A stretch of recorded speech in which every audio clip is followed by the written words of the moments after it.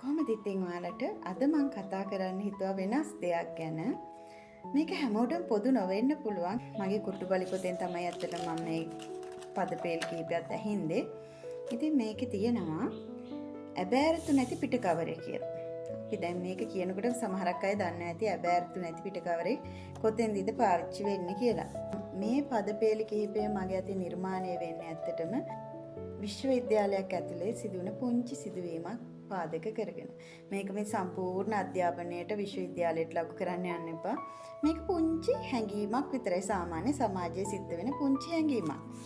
ඉතින් මේ ඇබෑරතු නැති පිටකවරේ බලමු අපි ඒකේ පදපේලි කිහිපය. ඇබෑරතු නැති පිටකවරේ සිර කරන් පපුතුරට තනි පාට දිග රැලි සාය පිසිනවා බිම වැලි පාර. දනට දිගතිත කොණ්ඩේ ගොතා මැද්දෙන් බෙදා නුඹ තබන පියවරට සිත මගේ ගැස්සුණා. අපේ උන් දානතග ඉවසන්න බැරිම තැන හීන් දාඩිය අස්සේ කඳුලකුත් බේරුණා. සරසවිය දොරට පෙර නුඹ දුටුව මල් පාර අංක දෙකේ සිරෙප්පුවට ඒ හීන හැංගුණා. ඔන්න ඔය විදිහට තමයි පුංචි හැඟීමක් මේක. මේ විශ්වවිද්‍යාලයට අලුතෙන් බැච් එකක් ගියාට පස්සේ ඒ යන බැච් එකේ ඉන්න නංගි කෙනෙක් ගැන අයියා කෙනෙකුට ඇති වුණ හැඟීමක් තමයි මෙතන මම මේ ලියලා තියෙන්නේ. ඇබෑරතු නැති පිටකවරේ සිර කරන් පපුතුරට. දැන් මේ ඇබෑරතු නැති පිටකවරේ කියන්නේ ඇබෑරතු නැයට ආදරය කරන කෙනෙක් ඉන්නවා. සිර කරන් පපුතුරට මේ ෆයිල් එක පපුතුරුලට හිර කරගෙන තනි පාට දිග රැලි සාය. තනි පාට දැන් විශ්වවිද්‍යාලයට ගියපු අලුතම විවිධ ආකාරයේ මෝස්තර විලාසිතා කරන්නේ නැහැ. ඉතින් අපේ කාලේ ඉතින් දැන් නම් ඒක වෙනස් වෙලා. ඉතින් ඒ දවස්වල ඉතින් මේ දිග රැලි සායක් තමයි අඳින්නේ තනි පාට. ගොඩක් වෙලාවට කළු පාට. පිසිනවා බිම වැලි පාර. ඒ තරම් දිගයි. ඒ සාය වැලි පාර පිහාගෙන යන්නේ. දනට දිග තෙත කොණ්ඩේ. මේ ගෑනු ළමයාගේ කොණ්ඩේ දන හිස දක්වා දිගයි. ගොතා මැද්දෙන් බෙදා. මැද්දෙන් බෙදලා මැද රොද දානවා කියන්නේ අපි මැදින් බෙදලා තමයි ගොතලා තියෙන්නේ හරි පිළිවෙලට. නුඹ තබන පියවරට හිත මගේ ගැස්සුණා. එයා හිමින් සිරුවේ තියෙන පියවරට බයෙන් තියන්නේ මේ ළමයා. අඩිය තියන්නේත් හරි බයෙන් මගේ. නුහුරු පරිසරයක් එකපාරටම පාසල් අධ්‍යාපනයෙන් පස්සේ උසස් පෙළ අධ්‍යාපනයෙන් පස්සේ ඇතුල් වෙන විශ්වවිද්‍යාලයේ යන පළවෙනි දවස් කිහිපය දන්නේ නැති කට්ටිය ඉන්නේ. ඉතින් මේ බයෙන් තියෙන පියවරට හිත මගේ ගැස්සුණා. මගේ හිතත් ගැස්සිලා ගියා.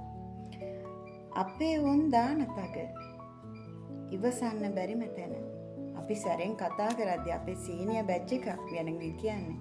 එතකොට අපි ඉහළ වසරේ කට්ටිය මේ සැරෙන් කතා කරද්දී ඒකට බය වෙලා ඉවසන්න බැරිම තැන හීන් දාඩිය අස්සේ යන්තම් දාඩිය දාගෙන එනවා. පේනවා ඒ තරම් අවධානයෙන් මේ ඉහළ වසරේ පිරිමි ළමයා ඉන්නේ මේ ගෑන් ළමයා ගැන. හීන් දාඩිය අස්සේ කඳුලකුත් බේරුණා. මොන හරි විස්තර අහද්දී බය වෙන්න ඇති. ඒ හින්දා කඳුලකුත් බේරුණා. පුංචි කඳුලකුත් බේරෙනවා මන් දැක්කා. සරසවියේ දොරට පෙර නුඹ දුටුව මල් පාර. විශ්වවිද්‍යාලයට එන්න කලින් ඇත්තටම පුදුම හීන ලෝකයක් ලස්සන මල් පාරක් තමයි අපේ ඔළුව තුළ අපේ ගුරුවරු මවන්නේ. උසස් පෙළ පන්තියේ ඉන්න කාලෙදී තමයි මට විශ්වවිද්‍යාලයට යන්න ඇත්තටම ආසාවක් ඇති වුණේ. එතකොට මේ කාලෙදී මගේ චිත්‍ර ගුරුවරයා හරිම ලස්සන පරිසරයක් මගේ මනස තුළ විශ්වවිද්‍යාලය ගැන ඇඳා. ඒ හීන ඇතුලේ මම හැමදාම මගේ කැපවීම මගේ මහන්සිය ගොඩ නැගුවා. ඒක හරිම ලස්සන ලෝකයක් මගේ චිත්‍ර ගුරුවරයා මට විශ්වවිද්‍යාලයට යන්න සකස් කරලා තිබුණා. ඉතින් අන්න ඒ වගේ හරිම ලස්සන ලෝකයක් මවාගෙන තමයි මේ විශ්වවිද්‍යාලයට යන්න මේ ගෑන් ළමයා ඇවිල්ලා තියෙන්නේ. මෙයා හිතනවා එහෙම. එයත් එහෙම තමයි, ඒ පිරිමි ළමයාත් එහෙමනේ එන්නේ.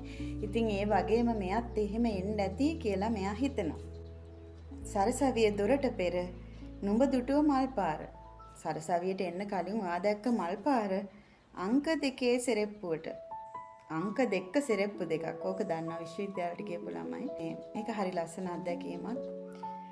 අංක 2 සෙරෙප්පුවට ඒ හීන හැංගුණා.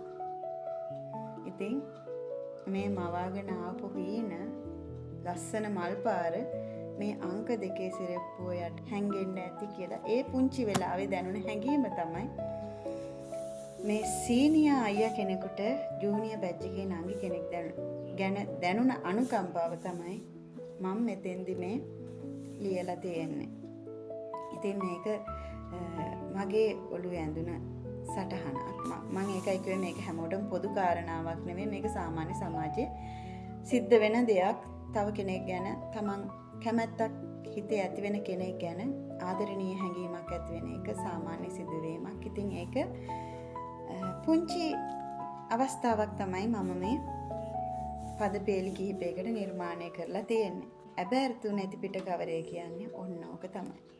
ඉතින් එහෙනම් හැමෝටම සුබ දවසක්.